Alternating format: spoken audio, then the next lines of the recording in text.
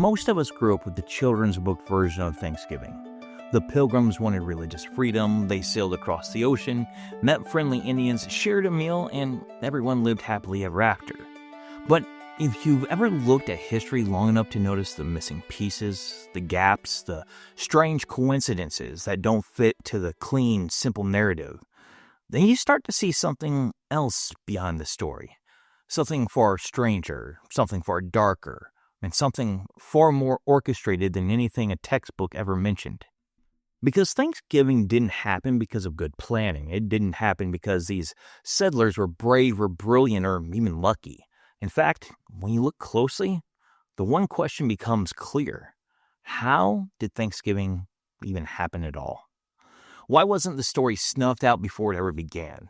By storms, starvation, hostile politics, disease, or 100 other things that should have stopped the Pilgrims in their tracks. And this is where the Pilgrims themselves challenge us, because they believe something most of us gloss over today. If God wasn't in it, nothing about their story makes sense. In Acts 17:26, Paul says God determines the appointed times and the boundaries of where people live. If that's true, then the Pilgrims weren't just blown off course by chance. They were moved into place with purpose. So today we're going to walk through the Thanksgiving story the way they saw it, through a lens of Providence. You're going to see plagues that cleared a land, storms that redirected a ship, a native man who just happened to know English, and a political alliance that should have collapsed instantly, but didn't. And by the time we're finished, you might see your own life just a little bit differently as well. Here's the first misconception we have to clear up. The Pilgrims didn't leave England simply because they wanted religious freedom. That's technically not true, but it's not the whole truth. The Pilgrims were Separatists, a radical wing of the Reformation. They believed the Church of England was too deeply entangled with political power and unbiblical traditions to ever be reformed. So they separated completely, forming independent congregations under the sole authority of Scripture. Because that made them enemies of the state, they fled to Leiden in the Netherlands. Ironically, they did have religious liberty there, but something unexpected happened. They started to lose their children, not spiritually, culturally. Their teenagers were becoming Dutch. They were learning Dutch customs, Dutch language, Dutch manners. And the Pilgrims believed that if they stayed much longer, their children would lose their English identity and the ability to build a distinctly biblical, covenant-based community. So they made a decision that sounds insane to the outside: sail across an ocean into a wilderness they had never seen to build a church that didn't exist yet. This was an escape. It was a mission. Their journals described the journey in Exodus language: crossing a sea, entering a wilderness, trusting God to plant them in a promised land. But even with that faith, nothing about their plan went right. And the first disaster came before they even left the dock. The Pilgrims didn't plan to travel on the Mayflower alone. The original plan was 2 ships, the Mayflower and the Speedwell, the smaller support vessel. But the Speedwell, it kept leaking. Not once, not twice, multiple times. It forced them to turn back to port repeatedly. Eventually, it was abandoned completely, leaving everyone crammed onto the Mayflower. Months late, short on food, and facing the deadliest season to cross the North Atlantic. On paper, it wasn't just unfortunate, it was fatal. But look at what the delay actually did. If both ships had sailed on time, they would have landed near modern New York, inside the established Virginia Company territory, under strict political control. Instead, the delays pushed them off schedule, the storms pushed them off course, and suddenly the Pilgrims found themselves hundreds of miles north, outside any charter, free to create something new.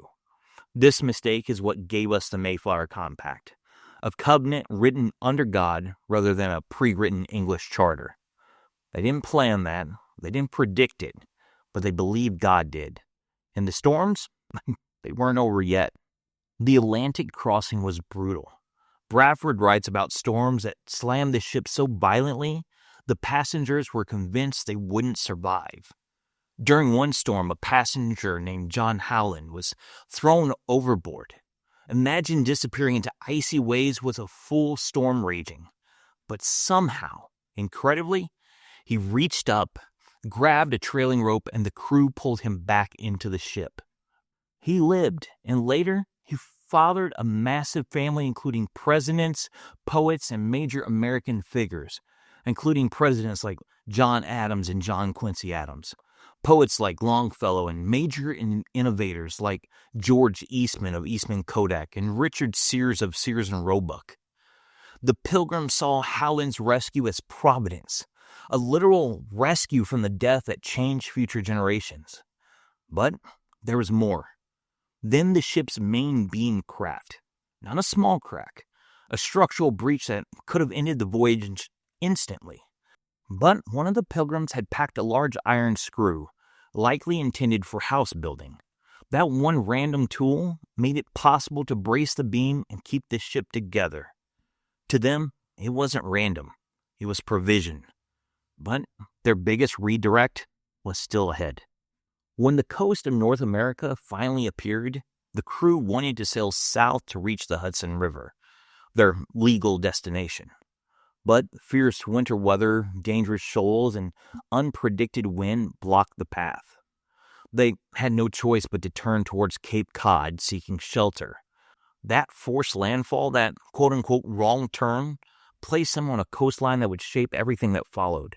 A safer harbor, less competition from other English colonies, a weakened native population, an opening for political alliances, land that was already cleared. But when they stepped off the Mayflower and explored the area, what they found didn't feel like an accident. It just felt eerie. When the Pilgrims began exploring the coastline around Cape Cod, they found something that didn't make sense. This wasn't untouched wilderness. It wasn't virgin land. And this definitely wasn't empty by coincidence. They found cleared fields, old storage pits, signs of habitation, but almost no people.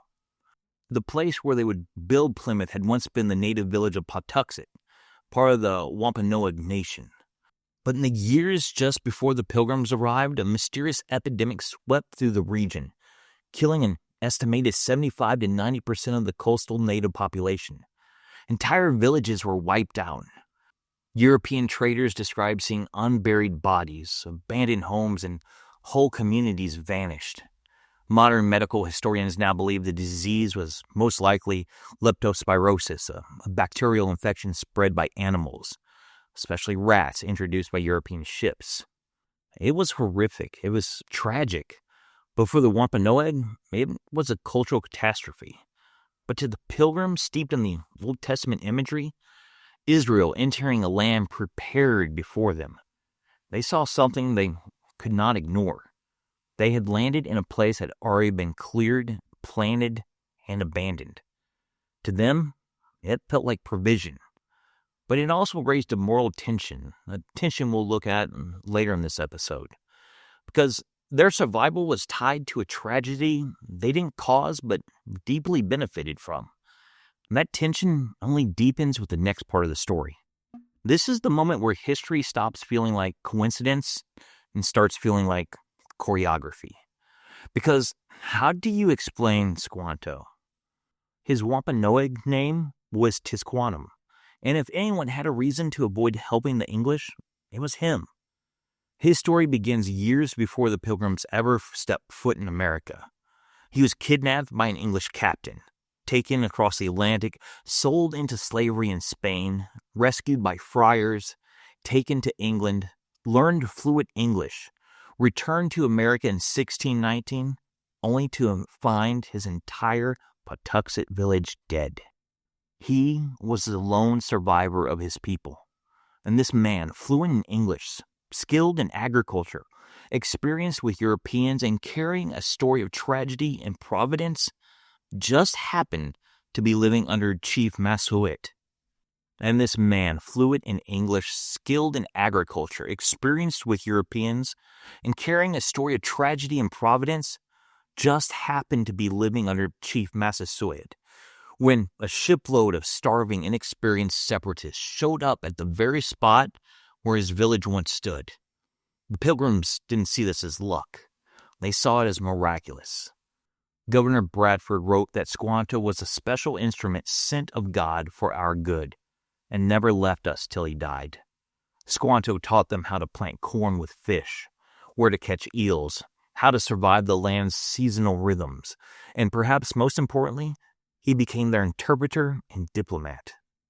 Without Squanto, the Pilgrims likely would have failed. But Squanto wasn't the only piece of the puzzle. There was politics and fear and the kind of tough strategic choices people make when survival matters more than ideals.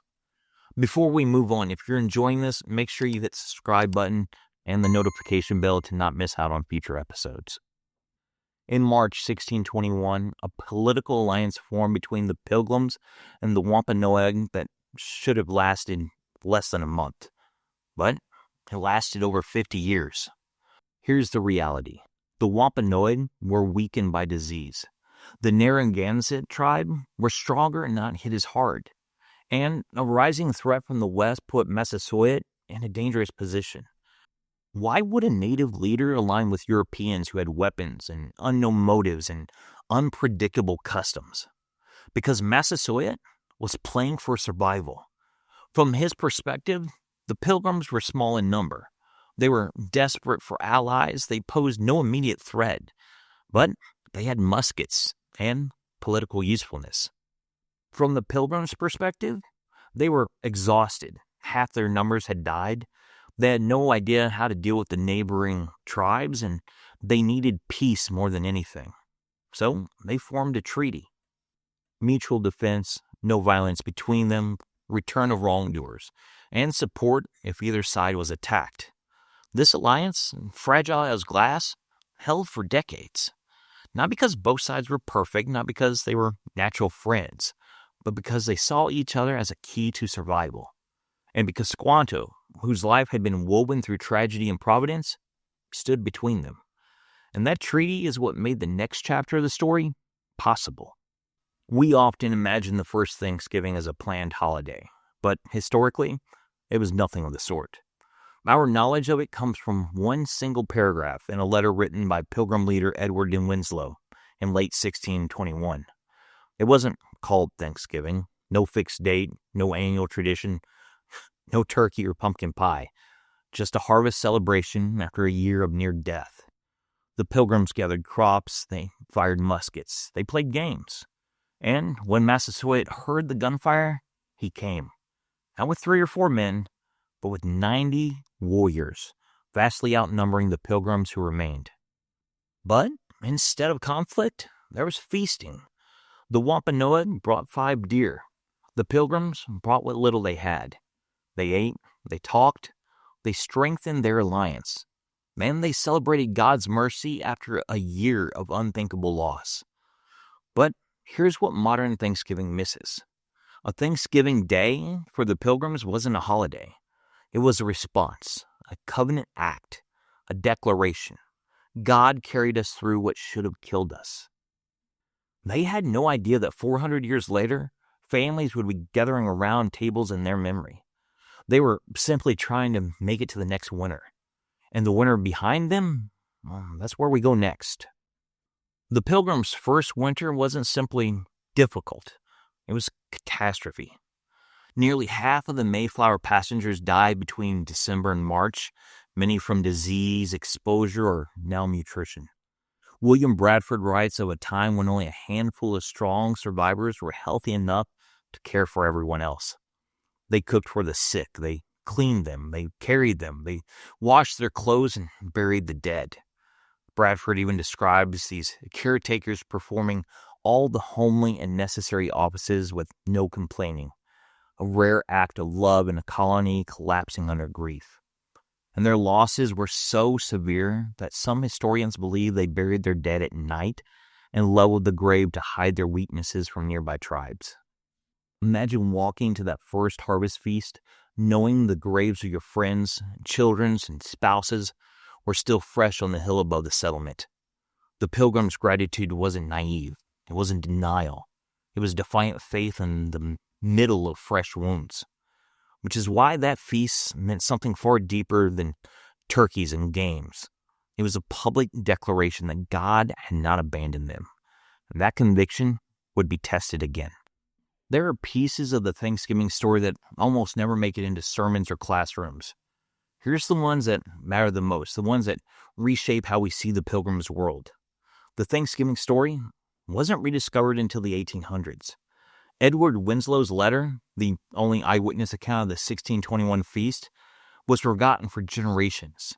When it resurfaced in the 19th century, it reshaped American memory. Bradford's history of Plymouth plantation was lost for over 200 years. It sat in an English library until the 1800s and only then revealed the Pilgrims' theology, hardships, and worldview to a new generation. Pilgrim Thanksgivings were usually church services, not meals. They involved sermons, fasting, prayer, and repentance. Public worship responding to a specific act of God. And the Pilgrims didn't see the 1621 feast as a national event. It was a local, covenant-based response to God's mercy, not a cultural celebration. Modern Thanksgiving is totally different than a much older Christian tradition. A tradition of remembering, telling the story again, and responding to God with worship. But the moment we talk about God using tragedy or disease to move history forward, something uncomfortable rises to the surface. A moral tension the Pilgrims themselves lived with. So, let's go to that next. The Christian instinct is to highlight the miracles in the story, the storms that redirected the ship, the timing of Squanto, the peace treaty, the harvest. But if we're honest, there's another side. European contact brought diseases that killed up to 90% of the native population. The Patuxet village was emptied before the Pilgrims ever arrived. The very land the Pilgrims survived on was cleared by tragedy. So, how do we talk about God's providence without minimizing human suffering? The Pilgrims did something Scripture forces us to do. They held two truths together. Truth one, God is sovereign, even during times of plagues, weather, politics, and migration. And truth two, human beings are morally responsible for their choices.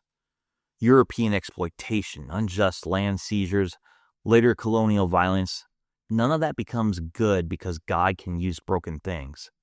The epidemic that emptied Patuxet was a natural biological event, a tragic consequence of global contact, and something that God used to preserve a small praying community, all at the same time. This is why Joseph's words echo through the Pilgrim's story. You meant evil against me, but God meant it for good. Not evil is good, but God weaves good out of what was evil, tragic, or unintended. And nowhere do we see that weaving more clearly than in how the Pilgrims practiced Thanksgiving. For the Pilgrims, gratitude wasn't a feeling. It wasn't politeness. It wasn't seasonal. It was spiritual warfare. In a world of famine, storms, graves, fear, and political instability, their Thanksgiving was how they publicly declared God, not the king, not chance, not nature, writes our story. If Israel had Passover to remember deliverance from Egypt, if they had the Feast of Booths to remember survival in the wilderness, if they built memorial stones so their children would ask, what do these mean? Then the Pilgrims believed they were doing the same thing. Thanksgiving was their way of saying, we should be dead, but we aren't, and we're not going to forget who brought us through. That's why Thanksgiving wasn't invented in 1621. It was simply the next chapter in a much older biblical rhythm of remembrance. But that rhythm didn't just apply to the colony. It applies to you and me. And that's where we head next. Once you see the full picture of the Pilgrim's world, the storms, the plagues, the politics, the grief, the unexpected rescues, and the impossible timing, Thanksgiving feels very different. This wasn't a success story. It wasn't a national myth. It wasn't an American fairy tale. It was a survival story, a mercy story, a story of God working in ways no one understood until years later. And if we're honest, That's exactly how most of us experience God's providence today. In the moment, everything feels random. Everything feels chaotic. Everything feels delayed, blocked, or broken. But looking back, like the Pilgrims did, we start to see patterns. The thing that went wrong ended up putting us in the right place. The closed door shifted us towards a better path. The wrong turn ended up avoiding danger. The delay placed us in the only spot where something good could happen. The loss opened the door for provision. The pain softened us for a purpose we couldn't have handled before.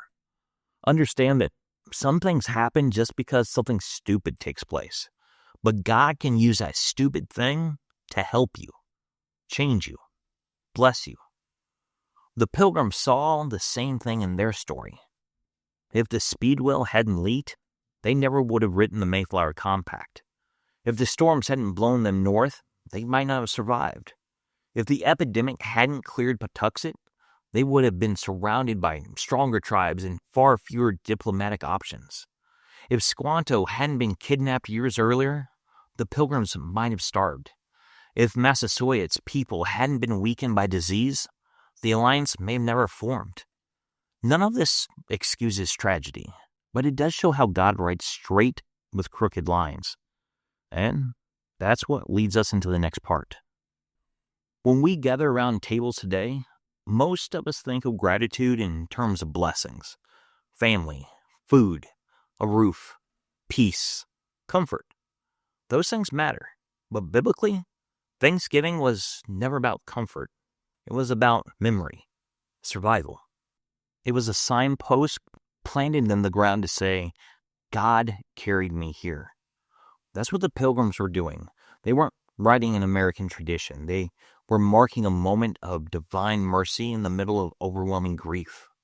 Thanksgiving became a national holiday centuries later, but its roots are spiritual, not cultural. It's a rhythm of looking back and saying, I should be dead, but I'm not. God brought me through. And that brings us to the final question, the one I hope you will carry with you long after you're done watching this. When the Pilgrims sat down with Massasoit and the 90 Wampanoag, they weren't writing that national origin story. They weren't doing all the things we just mentioned. They were simply doing what believers have been doing all along, looking at their lives and asking, where did God show up in ways I couldn't see at the time? So as you prepare for Thanksgiving this year, whether you're surrounded by family or sitting by yourself, ask, what does God carry me through that I didn't see clearly at the time? What storms pushed me somewhere unexpected? What wrong turns ended up placing me in the right place? And what losses revealed new provision? And what delays turned into protection? Somewhere in your story, there's a Speedwell that leaked, a storm that redirected, an empty Patuxet that broke your heart, and a Squanto you never could have predicted. Those weren't accidents, they were preparation. Because if Jesus is Lord of history, then he's Lord of your history too. And the Pilgrims would tell you, with empty chairs still around their table, that Thanksgiving is not just gratitude. It's trust. It's memory. It's defiance against despair.